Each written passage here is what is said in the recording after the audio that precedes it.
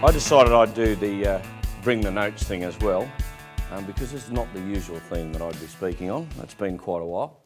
I guess really this is about how to build a global company or two, which I've had the pleasure of doing. And I know right at the very beginning I was told we shouldn't worry about the money. I can understand that, so those who don't care about money, you can just block your ears. I was lucky enough to take my business, sell it for $50 million, having started up on pretty much a shoestring with 4 people in a serviced office on the Gold Coast. And now I've reinvested a substantial portion of that into trying to do something serious about global warming and saving the planet, and hopefully make some more money along the way. How does a bloke who spent a large portion of his childhood in an orphanage and come from a very working class suburb in Melbourne playing footy and drafted to St Kilda at 15 end up with homes in London, Sydney and Gold Coast? Well, I'm about to tell you. Ideas are good, but I think planning is better, and having an idea of how you're going to achieve what your idea is about planning. But the key really to success is sales and passion, and there's no question about it. If you haven't sold something, you haven't got a business. So many people mistake enthusiasm for passion. Now, you can be enthusiastic about your business. That's not the same thing as passion. And I think that to be really successful, you must want to win. I mean, we didn't have a pot to piss in pretty much, so we had sport. Okay, and I was very pleased to hear the previous references to sport, even though they had to depart. But the great thing about sport is an equaliser. No one cared if you had anything, if you were good on the field, if you could win, if you could be the best player in the last quarter. Those are the things that really mattered. If you could go in hard for the ball and fairly and win it. And I remember reading a book many years ago written by Ron Barassi about when he was coaching North Melbourne to a premiership. And he reiterated in different form a quote that came out of America many years ago. Winning isn't everything, it's the only thing. Well, in business, there is no second place really in the long run. And in the short run, it's day to day, because every day is a new start. That's one of the luxuries of sales and one of the luxuries of business. You get to start again every day. You have another crack. What happened yesterday, that's gone, ancient history. So one of the things I realised is that what I knew about business you could write on the head of a pin. So I figured I'd better start reading stuff. Because I'd been in the Navy, I was a computer engineer. They taught me how to repair weapons systems, which is pretty cool, to kill the most people with the least amount of bullets. I did 9.5 years in the Navy, came out and thought, now what do I do? And after I worked out that in civilian life, in computer engineering, everybody you went to see hated you because their machine was busted. So I didn't make it, mate, I'm just here to fix it, So I realised this wasn't going to quite work for me, so I decided I'll do something easier. Sell bulk frozen food, home delivery, to the western suburbs of Sydney. Everyone's got to eat, right? That was my optimistic take on it, right? So I think that what I learned then is you've got to learn to listen, and you've got to be able to listen to learn. You've got to learn also how to manage, but to lead. And leadership is more important with a hunger ship to win for every person if you're going to build a business, you've got to be able to lead people. There's no question about the fact that practice makes perfect is bullshit. Perfect practice makes perfect. So most people in business don't bother to practice, to be honest. I don't see enough of it in sales. I practice relentlessly. I can remember beating the crap out of myself in the car because I didn't close the sale. My car was like driving around in a hairdryer because I couldn't afford air conditioning, so I could have gone on that shitbox rally, no worries. I just had to keep driving.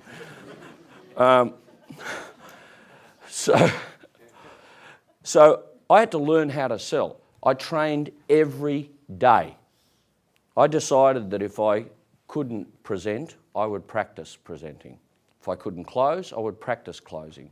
If I couldn't get a sale, I would get a referral. Whatever I had to do to get an outcome for that day, I would do. It's probably why I ended up divorced. But what I did decide to do is every day I wanted to do it better. And every time I did it, I wanted to do it better. And I think the truth is that our success is best measured by how far you've come with the talents you've got. You see, if you haven't really extended yourself, then you're not really an entrepreneur. You're not trying. You're just pretending. You're one of those almost performers or whatever he referred to earlier.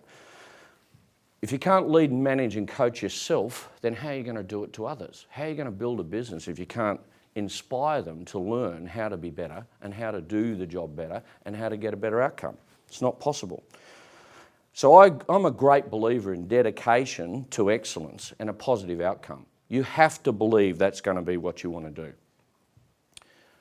My philosophy, because during my sales career, when I was a minion, hadn't made a sale, I realised there were a lot of negative people who sat around drinking coffee and come out with all the reasons in the world why they couldn't make a sale. So when I became a manager, I had a policy and I instigated immediately, gave everyone 1 week to re-engineer their brain, no negs allowed. I sacked them if they were negative. Very simple. Goodbye, have a nice life, do something else. What I did do, however, is I was determined never to give up. I once door knocked 57 homes before I got my first appointment. I got bitten by a couple of dogs and shit like that. But I learned how to do it. I got better at it. Then I taught a telemarketer and a door canvasser how to do it so I didn't have to do it anymore. And made more sales so I could afford to pay them. So I'm a great believer that you should never, ever, ever, ever give up. All right? Nothing in the world replaces persistence in business. Great salesperson, what are the things that make up and what are the things that make a great entrepreneur? People skills. They're important, even if you sit behind a computer desk, because you have to understand the person who's at the other end. Even if you're using an app, you've got to understand you're engaging with humans at some point in your life, right? Product knowledge is also important because you've got to know not just your product, but your competitors, the industry sector, and selling skills. But if you score yourself out of 10, do it at the end of this session today, on each of those, people skills, selling skills, product knowledge, then give yourself a score out of 10 for attitude and multiply them, because that's the thing that makes a difference, the attitude. Bartercard, I created a sales process and I perfected it. And once it's perfect, don't change it. That company we sold to over 300,000 businesses in 23 years. $40 billion worth of trade turnover. Top sales guy here in Sydney, 1,800 individual sales. Right? Face to face. So when you've got something good, don't change it. Change the things that don't work, not those that do. And teach people to do the things that work, and if they don't like how you do it, you've got the wrong people.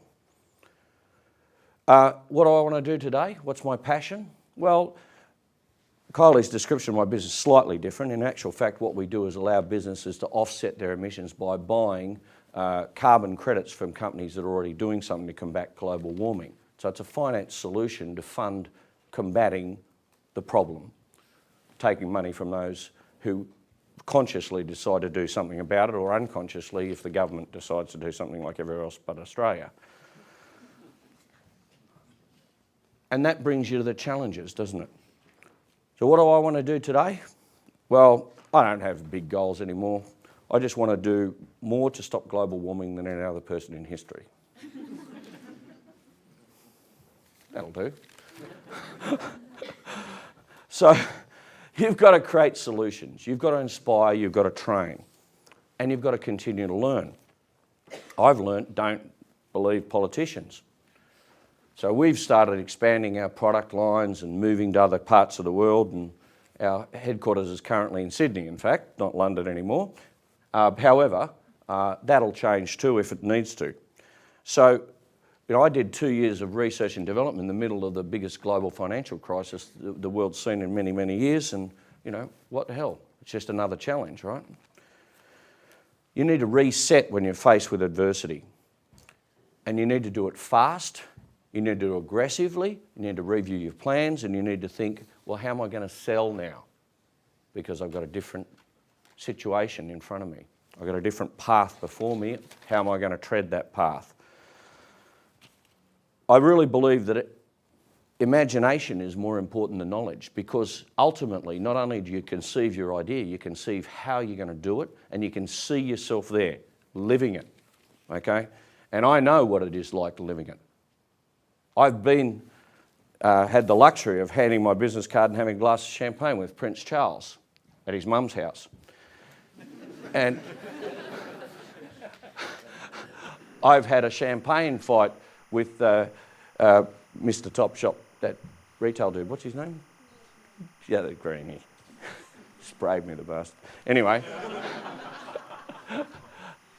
I've also done a sales presentation on a bloody butcher shop in Adelaide and made the sale. They're all fun, they're all unique, all challenging. Which one's more important? Well, some of them are fun and some of them are fundamental. Don't confuse the two. So, what I will say is this.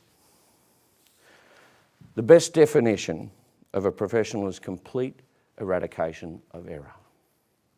So if you want to be a professional, you want to have an organisation that surpasses everything else in the world, that's the way to do it.